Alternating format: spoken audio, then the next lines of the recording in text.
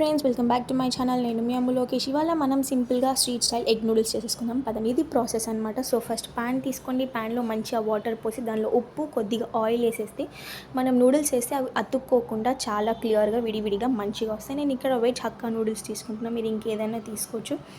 So మంచిగా అప్పటిలోపు water మసిలేలోపు carrot, cabbage, onion, పచ్చిమిర్చి తీసుకున్నాను నేను.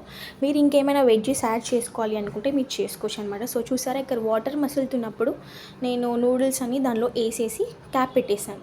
పెట్టిన తర్వాత ఒక 2 minutes తర్వాత అది తీసి ఒక్కసారి మంచిగా అట్లా మెల్ట్ చేశాను అనమాట. సో జస్ట్ జరిపి చూశాను.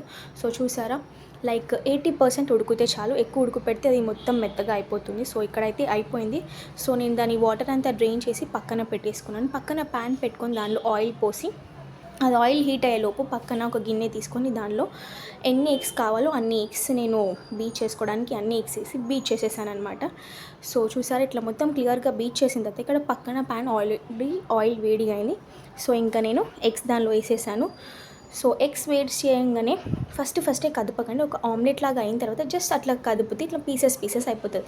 అది మంచిగా ఫ్రై అయిపోయిన తర్వాత ఒక ప్లేట్లో తీసుకొని తర్వాత పచ్చిమిర్చి, కరివేపాకు, ఉల్లిగడ్డ, క్యాబేజ్, క్యారెట్, బీన్స్ ఇంకేమైనా వేసుకోవాలనుకుంటే ఆ వెజ్జెస్ అన్ని వేసుకొని మంచిగా సాట్ చేసుకోండి.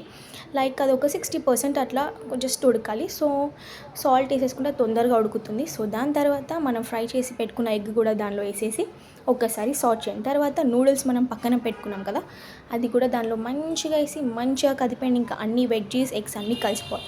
తర్వాత ఇప్పుడు ఇంకా మసాలా టైం. ఉప్పు, కారం, ధనియాలు, జీలకర్ర పొడి, తెల్ల మిరియాల పొడి, నల్ల మిరియాల పొడి అండ్ పైనుంచి కొంచెం గరం మసాలా అండ్ కొంచెం అజినోమోటో మీరు వేసుకోండి, లేకపోతే లేదు, స్కిప్ చేయొచ్చు. ఇంకా వేసి మంచిగా కలిపేసి ఇంకా మన yummy street style egg noodles ready. ఇంకా దీనికి ఫైనల్గా ఒక టచ్ చేసేది ఉంది కదా, సో అదే వచ్చేసి ఏంటి అని ఆలోచిస్తారా, అదే అండి సోయా సాస్.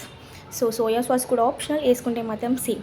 సో నేను ఇక్కడ ఒక కప్పు సోయా సాస్ వేసుకున్నాను, చిన్న బాట్ అంట వేసుకొని మంచిగా కలిపేసి ఇంకా చూసారా, తినాలనిపిస్తుంది కదా. టేస్ట్ మాత్రం కిరాక్ స్ట్రీట్ స్టైలే వచ్చింది.